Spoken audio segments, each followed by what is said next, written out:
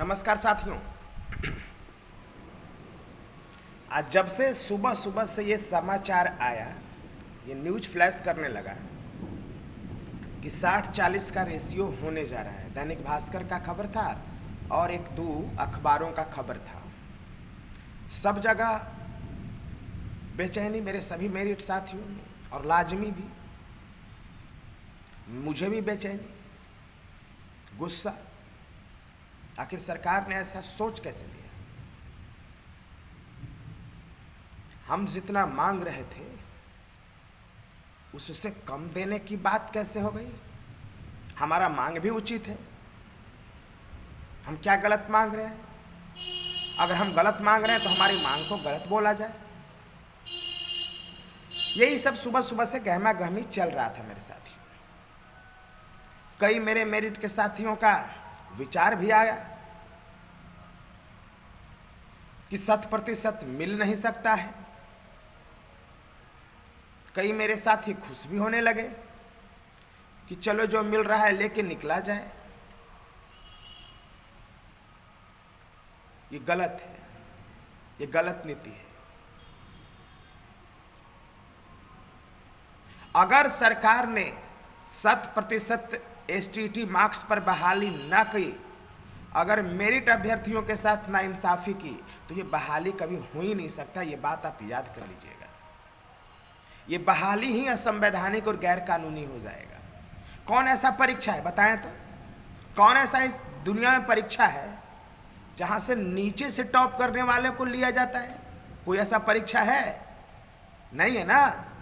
तो फिर ये परीक्षा में ऐसा नियम क्यों लागू होगा भाई? ऐसा नियम क्यों लागू होगा? चलिए बात बिंदु की करते हैं। क्या आखिर सरकार ने ऐसा किया क्यों? क्या सरकार ने निर्णय लिया है या अखबार ने गलती से छापा है? पिछली बार भी मैं 2 बार गया था दैनिक भास्कर के ऑफिस में। दैनिक भास्कर से हम लोगों का बहुत ही पुराना संबंध रहा है।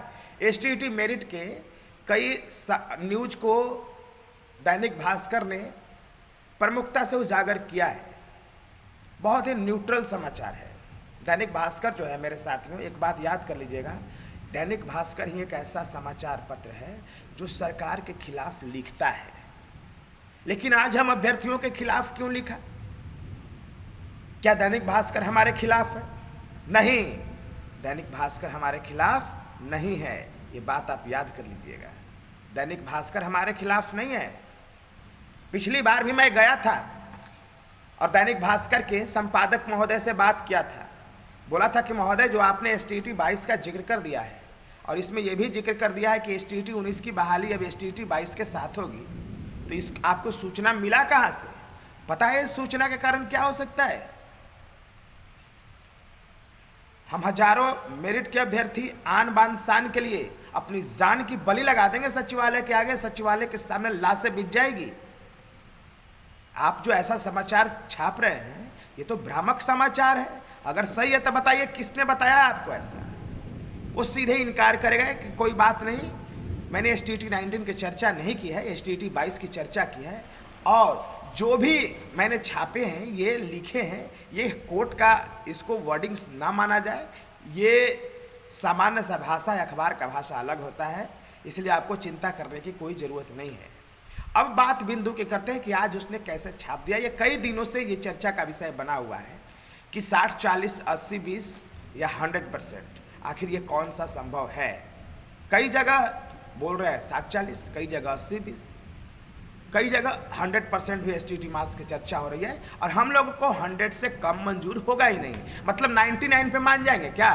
99% एसटीटी मार्क्स और 1% एकेडमिक पे हम लोग मान जाएंगे क्या? नहीं मानेंगे, नहीं मानेंगे। इसके लिए आत्मदाह क्यों न करना पड़ जाए, नहीं मानेंगे। ये बात आप समझ लीजिएगा, कभी भी नहीं मानने वाले हैं। तो मैं एक बात बता दूं, ये जो समाचार आज फ्लैश हुआ है ना, ये सरकार टेस्ट करना चाहती है कि जरा डाल के देखो तो 60-40 क्या रिस्पॉन्ड करता है अभ्यर्थी।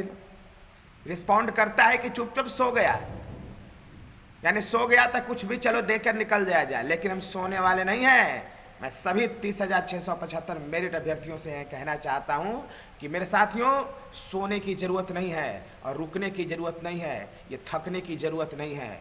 हम लोगों को अविलंब कड़क करके निर्णय लेना होगा। और अगर सरकार ने कभी गलत करने की कोशिश की तो सीधे शुरुआत आत्मदाह से होगा, सीधे शुरुआत आत्मदाह से होगा और सीधे सचिवालय पे चढ़ाई होगा। अब दूसरा कुछ नहीं होगा। आर पार की लड़ाई है, बहुत लड़ लिया हमने, देश और दुनिया को बता दिया हमने। अब सरकार तय करे करना क्या है। अगर लाइन से गोली मार देना है तो फिर मार दे सरकार, लेकिन हम हार जाएंगे क्या? सरेंडर कर जाएंगे क्या? नहीं, कभी नहीं सरेंडर करेंगे। सरकार को हमारी बात माननी होगी और 100% एसटीईटी मार्क्स पर बहाली का प्रावधान करना होगा और एसटीईटी मेरिट में आए अभ्यर्थियों को अलग प्रावधान करना होगा कि उसकी नौकरी कैसे सुनिश्चित हो। बल्कि मेरिट में आए हुए अभ्यर्थियों के लिए अलग से कुछ विशेष अंक का प्रावधान किया जाए। मेरिट शब्द जो सर्टिफिकेट पर लिखा हुआ है वो फोकट में लिखा हुआ है क्या? एक जगह लिखा हुआ है नॉट मेरिट, अब एक जगह लिखा हुआ है मेरिट। तो नॉट मेरिट और मेरिट बराबर कैसे हो जाएगा जी? आपका मार्क्स और मेरा मार्क्स के आधार पर हो जाएगा? केवल मार्क्स के आधार पर तो होगा ही, साथ में मेरिट शब्द के बदले में हमने सोच रहा है, मैं कई बार ऐसा बोल भी चुका हूं, अधिकारियों की तरफ से ऐसा रिस्पॉन्ड भी आ रहा है, मैं चाह रहा हूं कि उसमें 15 नंबर का वेटेज और एक्स्ट्रा मिले मेरिट शब्द के लिए, अगर एसटीईटी मार्क्स पे बहाली होगी तो। और कम का सवाल कहां उठता है? कम का कोई भी प्रावधान नहीं है। और अगर एसटीईटी मार्क्स पे बहाली होगी, ये भी सुन लीजिए, ऐसा नहीं है कि एसटीईटी मार्क्स पे बहाली होगी तो रिक्ति वही रहेगा, नहीं, सब जगह रिक्ति सरकार को बढ़ाना होगा, ये सरकार तय करे। अगर आपको सीट नहीं बढ़ाना है तो सभी मेरिट साथियों की नौकरी करिए, आप सीट मत बढ़ाइए। लेकिन अगर आप घी खिचड़ी पकाना चाहते हो तो आप ये तय कर लो, एसटीईटी मार्क्स पे अगर भी बहाली करोगे तो रिक्ति भी बढ़ाना पड़ेगा। रिक्ति बढ़ाओगे तब ना फिर सबका एकोमोडेशन होगा जी। तो मेरे साथियों, यही मेरा विचार है। ये सरकार हम लोगों को टेस्ट करना चाहती है, लेकिन हम लोगों को सभी टेस्ट पर खरा उतरना है और तन मन धन से लड़ना है, संघर्ष करना है और जीतना है। हार तो हम स्वीकार ही नहीं कभी करेंगे और हार हमारे लिए बना भी नहीं है। किसी भी रूप में जीत के अलावे कुछ हमें नहीं चाहिए, कुछ नहीं चाहिए। आज मैं सुबह सुबह 4 बजे ही निकल चुका था पटना से। जब रास्ते में निकला, कुछ दूर चला गया, तब मैं न्यूज़ देखा और इसलिए मैं पटना में घूम नहीं सका आज।